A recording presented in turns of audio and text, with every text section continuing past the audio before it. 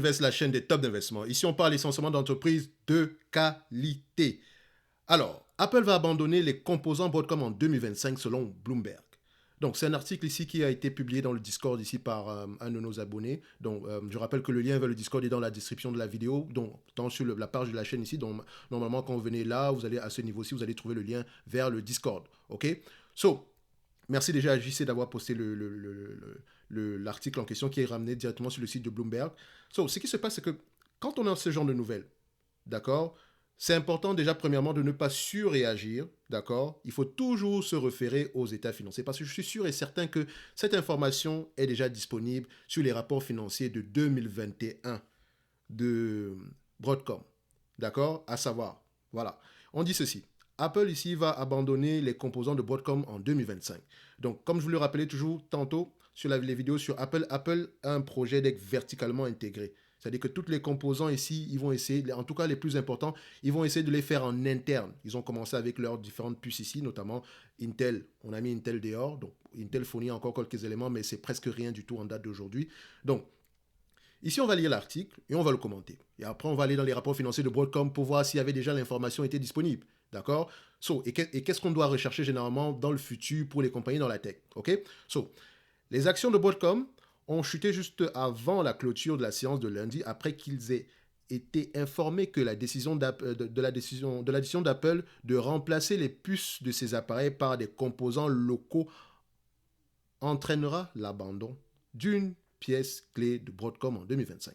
Donc, excusez-moi si je l'ai lu de cette façon-là, c'est parce que je pense que ça a été traduit de l'anglais au français, c'est pour ça que parfois ça peut être un peu différent. Donc, on dit de remplacer les puces de ces appareils par des composants locaux entraînera l'abandon du... Je ne comprends pas ce que ça veut dire. Bref, on continue. Selon Bloomberg, des personnes au fait de la question ont également déclaré qu'Apple souhaitait que son premier modem cellulaire soit prêt à la fin de 2024 ou au début de 2025, ce qui signifie qu'il remplacera également les composants électroniques de Qualcomm. Attention, quand on parle de modem, ici, ce n'est pas le modem Internet. Techniquement, c'est une puce qui permet au téléphone de pouvoir se connecter au réseau, je pense, GSM et également au réseau Wi-Fi, quelque chose comme ça. OK? Cette décision portera un coup à Broadcom, dont le plus gros client est Apple. Alors que 22% du chiffre d'affaires annuel de Qualcomm provenait d'Apple, bien que l'on s'attende déjà à ce que le géant de la technologie remplace la partie Qualcomm, l'associé ayant averti depuis des années que sa dépendance à l'égard d'Apple allait diminuer. Donc Qualcomm a déjà annoncé depuis des années que sa dépendance envers Apple va diminuer. Pour le moment ici, Apple représente encore 20% ici du revenu, du chiffre d'affaires de Qualcomm. C'est énorme. Déjà, dites-vous qu'à 10%, c'est déjà beaucoup. Donc, ça nous permet de poser une question. Quand vous prenez une entreprise, quand vous voulez l'analyser, d'accord, posez-vous toujours la question, qui sont nos plus gros clients? Parce que c'est très important dans le sens où si on a un client qui est trop puissant, qui représente énormément dans nos chiffres d'affaires, il aura tendance à avoir un pouvoir de négociation. Et la perte de ce client-là pourrait entraîner, je dis bien, entraîner la chute du prix des actions, on va le dire comme ça. Donc, la perte d'une grosse partie de notre chiffre d'affaires. OK? Donc, il ne faut pas se retrouver dans la situation de Food Lockers. D'accord? Si vous vous souvenez bien ici, Food Lockers, en fait, le succès de Food Lockers était dû à Nike. D'accord? Nike a décidé de vendre présentement la plupart de ses nouveaux produits en direct, c'est-à-dire avec ses propres magasins en ligne ou bien en offline. Ce qui fait que Food Lockers, l'action de Food Lockers a complètement chuté depuis plusieurs années. Enfin, quand je dis ça, depuis plusieurs années, on va le dire comme ça, parce que quand on regarde ici Food Locker, FL Stock, ok, on a ce genre d'informations-ci. On va sur les 5 dernières années, voilà. Sur le max ici, c'est pas beau à voir. OK? Donc on voit qu'il y a des zigzags ici. Donc la question qu'on doit se poser présentement, c'est est-ce que Food Locker va mourir? Il y a de grandes chances que ce ne soit pas le cas. Mais également, moi, je n'aime pas le segment au détail. Je suis assez refroidi aujourd'hui avec mes différents investissements sur Asos. Donc, je sais personnellement que c'est un business assez compliqué. C'est difficile. D'accord? Est-ce que Food Locker représente une opportunité d'investissement? Tout dépend de là où ce que vous allez vous situer. Parce que je pense qu'on a étudié cette entreprise-là ici sur la chaîne. Donc, si on va sur Food Locker, ouh là là, j'ai presque fait toutes les entreprises. Voilà. Donc, vous avez la vidéo sur Food Locker aussi qui date d'il y a 5 mois. OK? Donc, c'est important de toujours vérifier si une entreprise dépend d'un client en particulier. Parce que c'est un point rouge. Enfin, c'est un élément à connaître. Par exemple, quand vous allez regarder les entreprises comme Mckesson, Cardinal Health ou bien Amerisus Bergen, elles dépendent énormément d'entreprises comme Walgreens, CVS, pour ne citer que ces deux-là. Ok, surtout les entreprises comme Cardinal Health et Amerisus Bergen. Donc, ça peut être un point important ici pour savoir, pour comprendre pourquoi est-ce que le marché ne paye pas des PER très élevés. Parce que la perte d'un de ces clients-là pourra entraîner ici une perte au niveau du chiffre d'affaires. Très importante qu'on ne pourrait peut-être pas récupérer à court terme. Donc, la question qu'on doit se poser, c'est si Qualcomm perd Apple, est-ce que Qualcomm pourra se relever? Si Broadcom perd Apple, est-ce que Broadcom pourra se relever?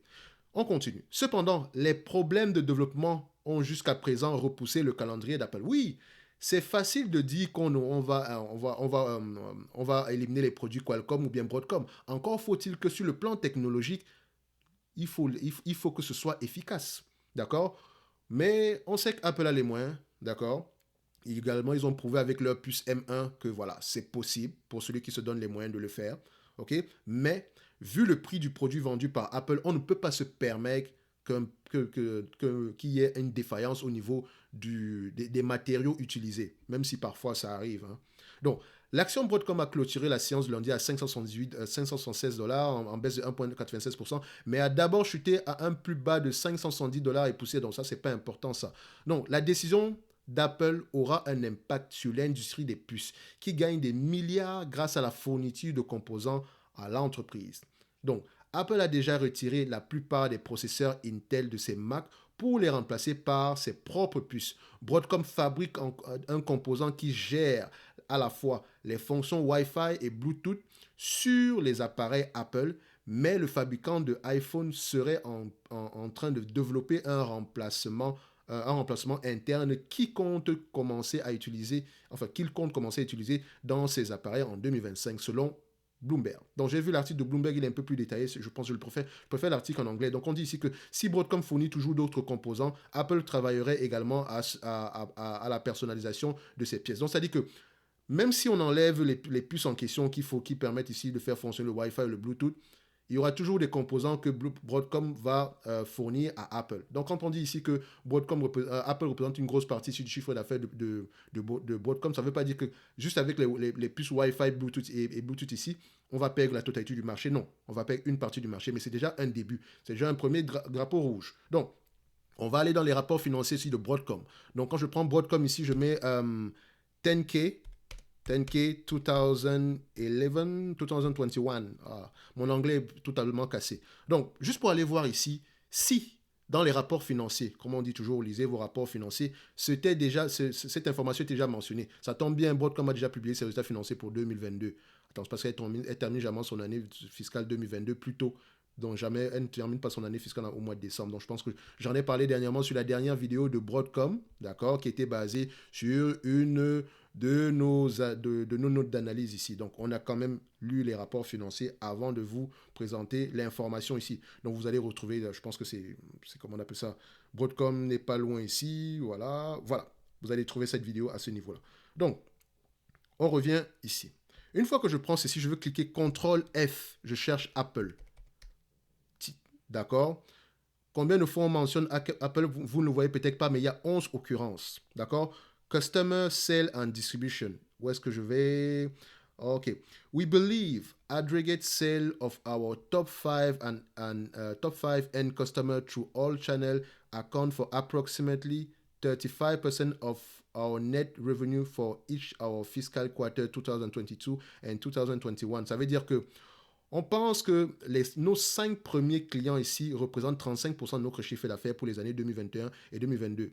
Donc, we believe aggregate sales to Apple Inc. to all channels account for approximately 20% of our net revenue for each fiscal year 2022 and 2021. Donc, Apple représente 20% de notre chiffre d'affaires. Donc, dans ce 35%-là, pour les top 5 clients, Apple représente 20%. Et les 15% restants représentent à peu près les 4 autres clients restants. OK?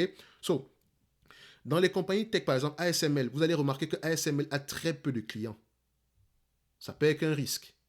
D'accord? Surtout si ces clients-là ont un pouvoir de négociation. Et je pense même parfois que ces clients-là même sont même actionnaires de ASML. D'accord? Ils veulent également bénéficier. Si ASML se porte bien, eux également. Si eux, ils se portent bien, ASML se porte bien. Donc également, si ASML se porte bien, on pourrait également avoir des dividendes derrière. Donc voilà. So, on a Apple ici, 20%. On continue. Ça, c'est dans Customer Sale and Distribution, page 8. OK? Donc, ce qui est bien ici, c'est que le rapport financier de cette entreprise, c'est 104 pages. Dans un rapport financier, vous n'avez pas besoin de lire toutes les pages. Hein. Non. Il y a des éléments qu'il faut aller chercher. Par exemple, l'entreprise fait quoi? Géographie d'opération. Est-ce qu'on a les gros clients? Est-ce qu'on a des procès en cours présentement? Qu'est-ce qui s'est passé le trimestre, le trimestre l'année précédente par rapport à l'année précédente? Voilà. Regardez l'état du bilan, etc. Regardez l'état de la dette, la maturité. Regardez également si on n'a pas des arrangements en dehors du bilan, parce que ça peut arriver. Donc, voilà plutôt les éléments qui sont importants à regarder. Donc, deuxième occurrence ici, on dit ceci. Ça, c'est la partie des risques. Vous savez que j'aime la partie des risques. J'aime toujours la partie des risques. On dit ceci. The majority of our sale come from a small number, je vais commencer à lire comme un Nigérian maintenant, a small number of customers and a reduction in demand of loss of one or more of our significant customers may adversely affect our business. Donc, la majorité de nos ventes proviennent d'un petit nombre de clients et la perte d'un de ces clients pourrait impacter négativement notre business. Et il vous mentionne le nom d'Apple ici. Donc, for fiscal 2022, sale to distribution account 56% of our revenue. We believe aggregate sale to all channels to Apple and our top 5 customers account for 20% for Apple, 25% for all 5 clients. Donc, respectively, this customer concentration increase the risk of quarterly fluctuation in our operating result and our sensitivity to any material adverse development experienced by our significant customer. Donc, c'est-à-dire, on continue ici, est-ce qu'on mentionne encore Apple? Our semiconductor customers are not generally required to provide specific quantity. Donc, on continue ici avec Apple. Apple ici. For example, in August 2002, a judgment was entered by Broadcom and Apple infringement in certain. Donc, ici, ils ont un problème ici par rapport à leur IP, etc. Il paraît que ils sont allés en cours ici, was our, et Broadcom a reçu 270 millions de dollars. On dit ceci. Was entered against Broadcom and Apple for infringement for certain patent and California Institute of Technology was award. Ok, donc ils ont payé des charges liées à une condamnation ici parce qu'ils avaient à peu près enfreint certains brevets ici appartenant à California Institute of Technology. Ils ont payé 278 millions et Apple a payé 838 millions ou bien 837 millions. Apple keeps saying donc Apple continue à demander des indemnités à Broadcom. D'accord? Although the l'appel, etc. recently vacate the damage on order of new trial. Ok, bref. Donc, vous pouvez aller lire ça ici. Donc, ça, c'est la troisième occurrence pour Apple. Après, on continue. Où est-ce qu'on mentionne encore Apple ici? Net revenu. We believe aggregate sale. On vous dit encore Apple représente 20% ici. C'est bien. On continue. Apple. Lawsuit rebel. Et OK. Donc, ici, on vous met ici. Donc, ça, c'est la partie des procès ici. Donc, on vous mentionne qu'on a des procès avec le lawsuit avec la California Institute of Technology. On a également Order Matter, etc. Contingency Assessment. Donc, on continue ici. Est-ce qu'il y a Apple encore? Apple, ça c'est encore au niveau des procès. Donc, Customer Sale and Distribution, encore Apple. Bref, vous comprenez donc que pour quelqu'un qui lit les rapports financiers, cet élément-là par rapport à Apple est connu. Je pense que c'est pour ça que le marché ne surréagit pas. Parce qu'il faut aussi également se dire ceci. Broadcom est assez diversifié. Ils vendent à plusieurs clients ici, notamment quand vous remarquez ici, vous dites que voilà, voici nos différents segments d'activité. OK? Donc, vous allez voir ici qu'on a les software et on a également des hardware. OK? Donc, on a les infrastructures software. Également ici, qu'est-ce qu'ils mentionnent? On a également ici la partie ils appellent ça comment? On monte là. Où est-ce que tu te situes? Oh là là. Donc, c'est un casse-tête pour lire ces rapports financiers sur le plan technique. On a également Semiconductor Solution. Donc, ici, vous pouvez lire les différents éléments. D'accord? Si ça vous arrange. Pour ceux qui sont actionnaires sur cette compagnie-ci.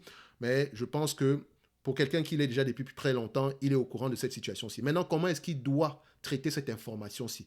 Premièrement, on respire d'abord, ok? On dit 2025. Et encore, ça dépend de l'efficacité des produits. Donc, entre-temps, on a un iPhone qui sortira 2023 et 2024. Pour le moment, on observe. Mais c'est déjà quelque chose à prendre en considération. Ce qui veut dire que, par exemple, toi, si tu veux investir sur Apple et sur Broadcom et que tu veux être conservateur, ou bien sur Qualcomm, bien sûr, et que tu veux être conservateur, tu enlèves déjà 20%. de ce que Apple ramène. D'accord? 20% des revenus, peut-être 20% des bénéfices, même si ce n'est jamais comme ça dans le monde réel, ok? Ça, c'est mathématiquement, on va penser comme ça, mais quand on enlève 20% des revenus, ça peut impacter les bénéfices nets peut-être à 50%. Faites attention. Mais mathématiquement, on peut réagir comme ça. Un peu comme on a fait avec Pfizer. Vous vous rappelez quand on avait fait la vidéo avec Pfizer, quand on parlait ici du Covid, etc. On avait analysé Pfizer en prenant en considération, disons, 20% des ventes liées aux médicaments Covid pour l'année précédente. D'accord? La vidéo sur Pfizer est encore là. OK? So, vous pouvez déjà essayer d'anticiper les choses, dépendamment des hypothèses que vous allez faire. Quelqu'un peut choisir d'enlever totalement Apple, c'est ce que je vous encourage à faire, de telle sorte que quand la nouvelle arrivera, le marché sera toujours surpris comme d'habitude. OK? Mais au moins, vous aurez déjà intégré cette information. Par exemple, si vous avez enlevé Apple et puis vous vous rendez compte que, bon, techniquement, même si on enlève du Apple ici, on aura à peu près tel nombre, telle marge bénéficiaire, etc. On est correct. Donc, ce qui veut dire que le prochain conference call sur cette compagnie, vous allez lire, vous allez écouter ce que le management va dire par rapport à Apple. C'est très important. Parce que certainement, pour un analyste qui se respecte, il faut bien qu'on pose cette question. Sans doute, on a déjà posé cette question par le passé, mais je pense qu'on devrait encore amener cette question sur la table. OK? Comment est-ce que vous allez gérer la situation quand vous ne serez plus avec Apple? D'accord? Comme je le disais tantôt, le potentiel de croissance de Broadcom est assez élevé, même en dehors d'Apple. Mais ça reste que Apple reste un gros client. Donc, dans tout investissement, il y a un risque. Dans le domaine technologique ici, ça arrive tous les jours, ça change tous les jours. Il faut faire très attention, c'est pour ça qu'il faut faire la veille. Ça ne veut pas dire que je vais vendre mes actions Broadcom. Si quelqu'un vend ses actions Broadcom ici aujourd'hui, franchement, sans avoir lu les rapports financiers, peut-être qu'il devrait acheter uniquement des ETF. D'accord? Parce que ça arrive tous les jours. Ce n'est pas matière à paniquer. Il ne faut pas paniquer en date d'aujourd'hui par rapport à ce genre d'informations. De toutes les façons, l'action n'a pas trop bougé. Elle représente toujours une opportunité d'investissement en date d'aujourd'hui. Mais au moins, vous savez que ce risque-là existe. OK? Donc, ce sera uniquement mon avis ici aujourd'hui. D'accord? Donc, est-ce que Apple va tuer Broadcom? L'avenir nous le dira. Mais on attend également de savoir ce que le management pense à la publication de leurs prochains résultats financiers. D'accord? Donc, j'espère qu'on va parler de ça au transcript. Si je me rappelle, d'accord? Rappelez-le moi sur les commentaires quand ils vont sortir leur rapport financier ici. Donc, dites-moi en commentaire. Et Apple, qu'est-ce qu'ils ont dit? D'accord? Donc, on va se donner rendez-vous sur la prochaine vidéo. Et d'ici là, portez-vous bien. Merci.